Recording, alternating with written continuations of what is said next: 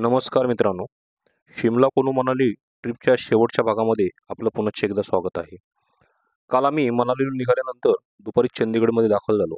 चंदीगडमधील काही पर्यटन स्थळं आम्ही पाहिली. त्यामध्ये प्रामुख्याने उल्लेख करता येईल तो रॉक गार्डनचा. रॉक गार्डन पाहिल्यानंतर आम्ही काल संध्याकाळीच दिल्लीमध्ये दाखल झालो.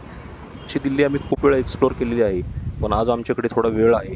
आज ट्रेन आमची संध्याकाळी 4 वाजता आहे. तर आम्ही आता थोडा वेळ दिल्लीमध्ये फिरणार आहोत. तर आता आम्ही आलो आहोत इंडिया गेट परिसरामध्ये. पाहूया दिल्लीमध्ये काय काय पाहता येईल.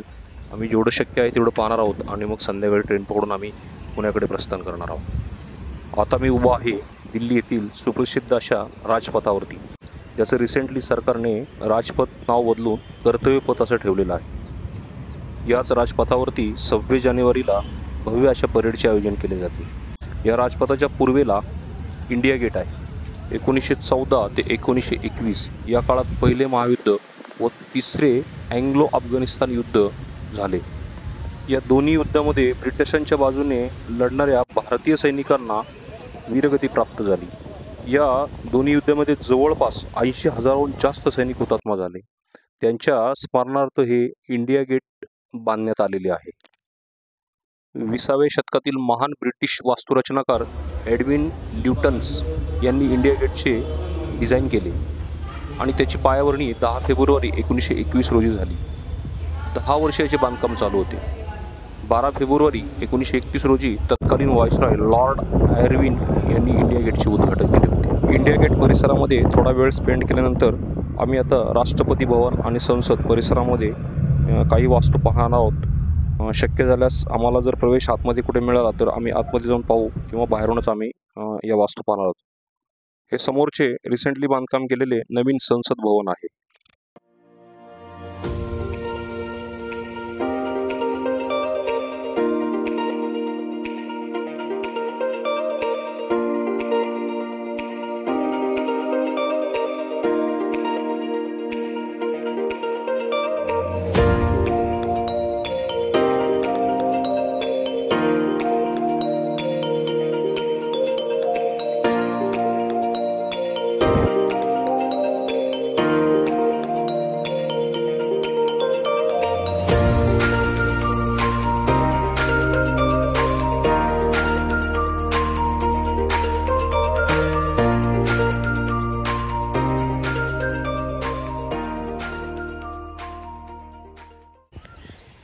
मित्रांनो, आता मी पोहोचलो आहे राष्ट्रपिता महात्मा गांधी यांच्या समाधीस्थळी.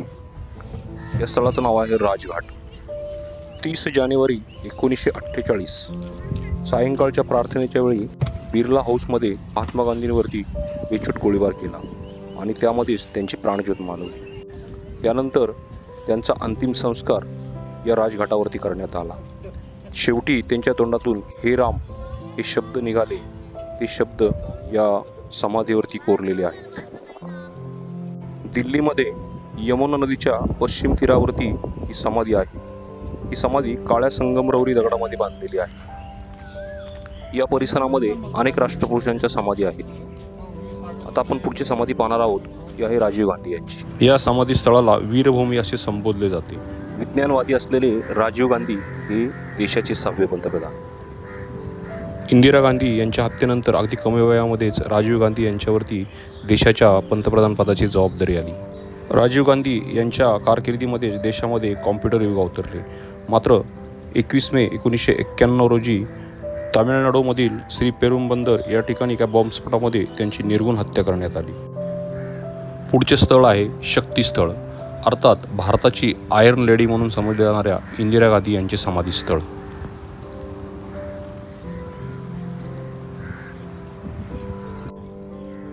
इंदिरा गांधी या देशाच्या 2 वेळा पंतप्रधान राहिल्या. त्या देशाच्या 4थ्या आणि 5व्या पंतप्रधान होत्या.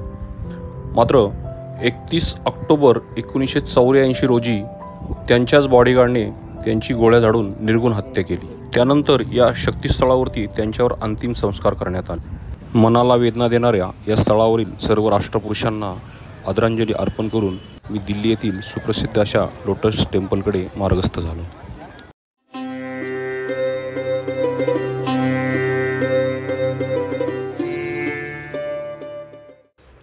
राष्ट्रीय राजधानी दिल्लीच्या नेहरू प्लेसमध्ये असलेले हे आहे लोटस टेम्पल।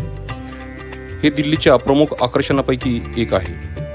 बोहरा समाजाचे हे मंदिर असून येथे कोणत्याही प्रकारची मूर्ती नाही, ना कुठल्या प्रकारची पूजा। येथे फक्त मेडिटेशन केले जाते। या मंदिराची रचना कमळाच्या फुलाप्रमाणे असल्यामुळे याला लोटस टेम्पल म्हटले जाते। लोटस टेम्पलची शांतता आणि समृद्धी अनुभवून मी थेट गेलो दिल्ली येथील सुप्रसिद्ध अशा स्वामीनारायण मंदिरामध्ये। मात्र त्या ठिकाणी शूटिंगला परवानगी नसल्यामुळे मी ते शूट करू शकलो नाही। त्यानंतर आम्ही थेट तेथून दिल्ली येथील हजरत निजामुद्दीन या रेल्वे स्टेशनवरती आलेलो आहे। आता आमची 4 वाजता मुंबईकडे जाणारी राजधानी एक्सप्रेस असल्यामुळे आम्ही आता स्टेशनमध्ये एंटर करतो आहे। गेल्या 8 दिवसापूर्वी दिल्ली येथून सुरू झालेली ही फॅमिली ट्रिप आज दिल्ली येथे संपत आहे। दरम्यानच्या काळामध्ये आम्ही अनेक पर्यटन स्थळांना भेटी दिल्या, खूप एन्जॉय केला, जमेल तेवढा निसर्ग डोळ्यात साठवला, कुटुंबाच्या संगतीने अनेक आनंदाचे क्षण वेचण्याचा प्रयत्न केला।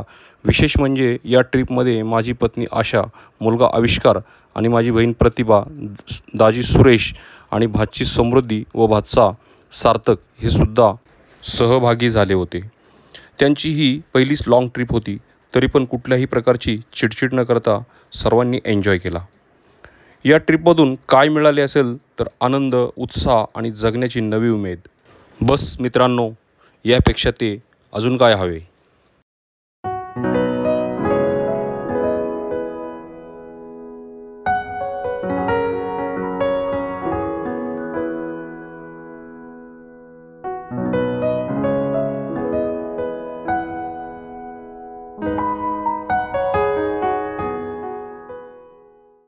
मित्रांनो, व्हिडिओ आवडला असेल तर लाईक, शेअर आणि सबस्क्राईब नक्की करा।